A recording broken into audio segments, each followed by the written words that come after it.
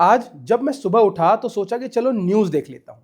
तब पता चला कि सभी न्यूज़पेपर की वेबसाइट पर जो न्यूज़ सबसे ऊपर है वो ये है कि दिल्ली की हवा और बुरी हो सकती है। मैं तो परेशान हो गया। तब मुझे पूरी खबर पढ़नी पड़ी।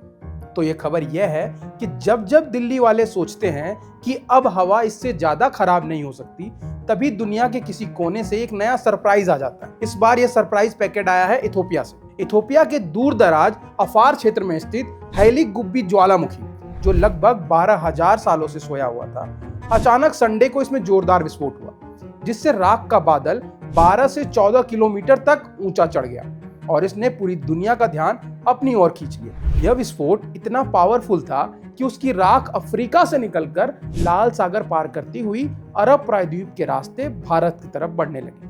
वैज्ञानिकों के अनुसार इस राख के बादल में बारीक ज्वालामुखी कण, जमे हुए गैस के कण, सल्फर डाइऑक्साइड और छोटे छोटे शीशे के कण जैसे हो सकते हैं, जो अगर नीचे की परतों तक आ जाएं तो सांस, मशीन, मौसम तीनों के लिए सिरदर्द बन सकता है। लेकिन यहाँ कहानी थोड़ी सिनेमैटिक है। राख का बादल आया भी, सुर्खिया भी बना, पर दिल्ली की जमीन पर उसकी सीधी मार उतनी नहीं पड़ी जितना कि लोग डर रहे थे। पर कई सारे सवाल हैं जो शायद आपको भी परेशान कर रहे होंगे। इथोपिया तो अफ्रीका में है, वहां से यहाँ कैसे?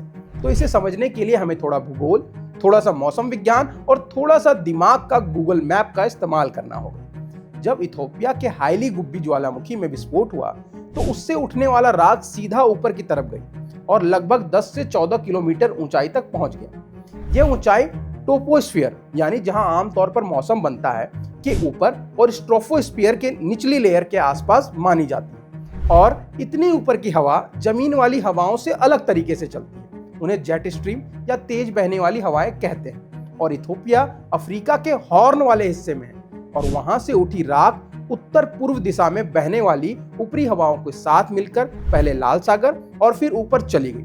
यहाँ हवा की स्पीड लगभग 100 से 120 किलोमीटर प्रति घंटे की रफ्तार से चलती है। ऊंची हवाओं की इस यात्रा के दौरान राख को कोई खास भूमि या पहाड़ नहीं मिला, क्योंकि यह वायुमंडल के ऊपरी लेवल पर था।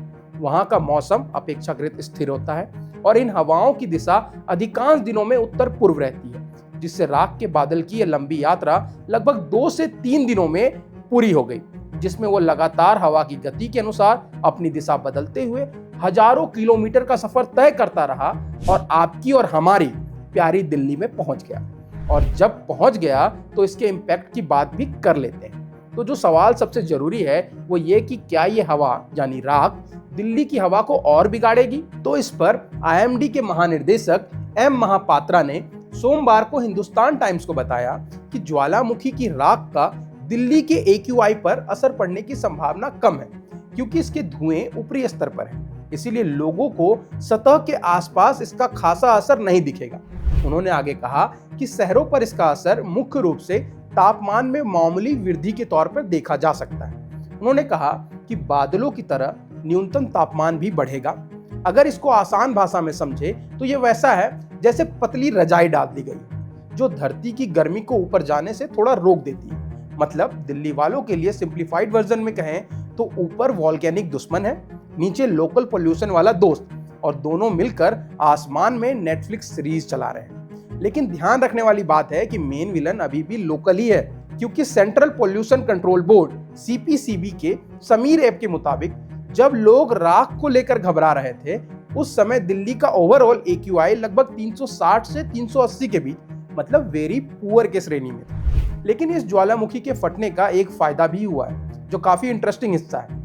ज्वालामुखी से निकलने वाली गैसें, खास करके सल्फर डाइऑक्साइड, जो ऊपरी वायुमंडल में जाकर सल्फर एरोसोल बना सकती है, जो सूर्य की कुछ किरणों को रिफ्लेक्ट कर देता है, जिससे कभी कभी ग्लोबल टेम्परेचर थोड़ा कम हो सकता है, जिसे वॉल्केनिक कूलिंग इफेक्ट कहा जाता है। पर अब जरा समझते हैं कि एयरलाइंस इतनी घबराई हुई क्यों है। ज्वालामुखी राख सामान्य धूल की तरह नहीं होती। इसमें ज्वालामुखी कांच, सिलिका और तेज धार वाले सूक्ष्म कण होते हैं, जो जेट इंजन के अंदर जाकर पिघल सकते हैं, जिससे वो ब्लेड पर जम सकते हैं और इंजन को नुकसान पहुंचा सकते हैं। साथ ही राख विजिबिलिटी को भी घटाती है, जो कि कॉकपिट विंडो पर जाकर जमा हो सकती है और सेंसर को कंफ्यूज कर सकती है।